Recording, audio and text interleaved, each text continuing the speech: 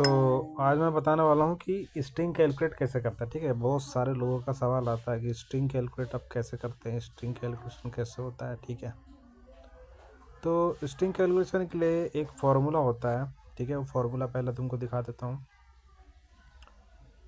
Formula होता है उसका एक,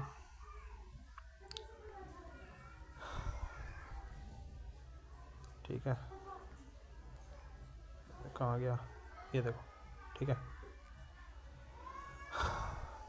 तो एक्चुअली मैं सबसे पहले ही मैं ये चीज़ बता देता हूँ कि स्ट्रिंग हम कैलकुलेट क्यों करते हैं। सबसे पहले चीज़, स्ट्रिंग कैलकुलेट हम इसलिए करते हैं कि टेम्परेचर जब बढ़ता है या टेम्परेचर कम होता है, पहले टेम्परेचर कम होने की बात हम कर लेते हैं। ठीक है, स्ट्रिंग हम कैलकुलेट क्यों करते हैं। ठीक है, स्ट्रिंग हम कैलकुलेट इसलिए करते हैं क्योंकि जब टेम्परेचर कम होता है, अगर मैं यूएसए की बात करूँ तो वहाँ जनरली जो टेम्परेचर होता है ना वो कम हो जाता है। ठीक है, टेम्परेचर कम होता है तो उससे होता क्या है, टेम्परेचर कम होने से ना जो वोल्टेज है वो बढ़ जाता है।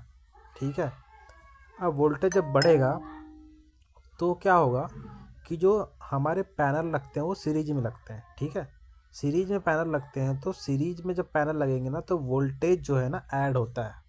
अगर सपोज़ करो एक मॉड्यूल की मैं बात करूँ तो उसका जो वोल्टेज 50 होता है, 46 समथिंग कुछ होता है वीओसी।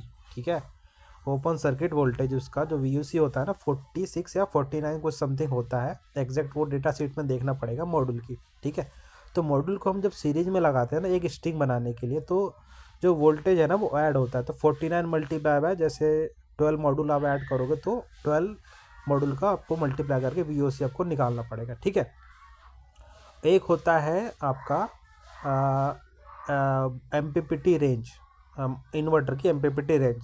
ठीक है, तो M P P T range generally जो होती है ना वो 1000 के आसपास होती है, 1000 या 600, वो डिपेंड करता है इन्वर्टर के ऊपर। ठीक है, तो हमारा जो हम कैलकुलेट करेंगे, अगर मॉड्यूल हम सीरीज में लगा रहे हैं, सपोज करो 12 मॉड्यूल हम सीरीज में लगा रहे हैं, तो जो मल्टीप्लिकेशन होगा 46 मल्टीप्लाई बाय 10 या 12 जितने भी मॉड्यूल हम लगा रहे हैं, तो उसका जो वोल्टेज आएगा वो वोल्टेज स्ट्रिंग वोल्टेज से कम होना चाहिए। ठीक है, तो ये चीज़ है। ठीक है, अब कैलकुलेट हम कैसे करेंगे।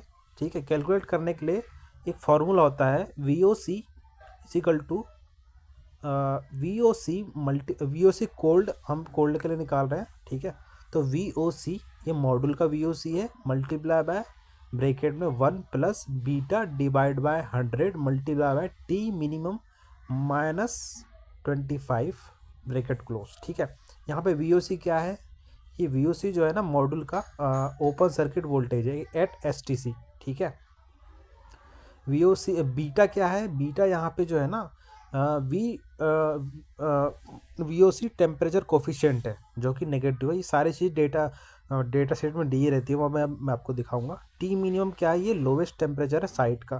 सपोज करो साइट का लोवेस्ट टेम्परेचर क्या है आपका, माइनस में जनरली रहता है यूएसए में बात करूँ तो, वो हो गई। ठीक है, 25 क्या हो गया, ये S T C reference temperature है। ठीक है, तो ये आपका यहाँ पे ये फार्मूला हो गया। इस फार्मूला आपको वैल्यू पुट करनी है। ठीक है, अभी हम चलते हैं डेटा शीट पे। तो जो बीटा था वो क्या है, ये एक डेटा शीट है मेरी क्यू सेल का, मैंने 405 वॉट का जो है मॉड्यूल मैंने लिया है। तो यहाँ पे आप एक देखेंगे डेटा शीट में ना एक वैल्यू दी रहती है, यहाँ पे वैल्यू दी रहती है वी ओ सी कोफिशेंट। ठीक है, temperature coefficient of V O C, ये बीटा ये दिया हुआ है। ठीक है, ये कितना दिया हुआ है, -0.27 ये दिया हुआ है परसेंटेज में। ठीक है, और यहाँ पे वी ओ सी भी दिया होगा, एस टी सी, ये देखो S T C standard temperature condition में जो वी ओ सी है वो है आपका 45.19 385 मॉड्यूल के लिए, और 405 के लिए है लगभग 45.34। ठीक है, तो ये हो गया वी ओ सी, ये वैल्यू दिख रही है, ये वी ओ सी आपका यहाँ से लेंगे। और क्या है, टेम्परेचर हमने ले लिए, तो माइनस में -10 सपोज कर हमने ले लिए, वी ओ सी हमको मिल गया, टेम्परेचर कोफिशिएंट हमको मिल गया, सारी चीज़ हमको मिल गई। अब यहाँ पे जो है हम इस फार्मूला में वैल्यू रख देंगे। ठीक है, इस फार्मूले में हम वैल्यू रख देंगे। ठीक है, इसमें जब सपोज़ करो मैंने वी ओ सी जो है वो दे दिया मैंने यहाँ पे, ठीक है। मैनुअल तो मैं कैलकुलेट करने से रहा, ठीक है, तो अभी ऐसे ही बता रहा हूँ। और टी मिनिमम जो है यहाँ पे आपका रहेगा -10 ले लेते हैं, ठीक है। और जो बीटा है वो बीटा इज इक्वल टू आपका है -0.27, ठीक है। और 405 वोल्ट का मॉड्यूल, तो मॉड्यूल की हमको ज़रूरत नहीं है, बस ये चीज़ हमने दे दिया, ठीक है। अभी देखो यहाँ कैलकुलेट हो गया आएगा, VOC इतना है, टेम्परेचर कोफिशिएंट इतना है, तो ये हमने वैल्यू डाल दिया, ठीक है। 1+, ठीक है, VOC मल्टीप्लाई इसने भी किया नहीं है, अभी करेगा। देखो ये पहले ये निकाल लिया इसने, ठीक है। Whole temperature 1+ beta divide by 100 और टी मिनिमम ये माइनस करके ये हो गया, फैक्टर इतना आ गया। अब वो VOC से मल्टीप्लाई कर देगा, ठीक है। 49.62 आ गई, ठीक है। अब maximum panel in series for Tesla Powerwall 3, अगर ये DC 600 जो दिखा रहा है ना, ये टेस्ला पावरवॉल 3 के लिए मैक्सिमम होता है। MPPT करंट कह लो या फिर इसको स्ट्रिंग वोल्टेज कह लो, एक स्ट्रिंग में 600 के ऊपर नहीं जा सकते, ठीक है। तो 600 डिवाइड बाय 49.62 कर देंगे, तो 12 मॉड्यूल आप कह देंगे, तो 12 पैनल मैक्स पर स्ट्रिंग, ठीक है।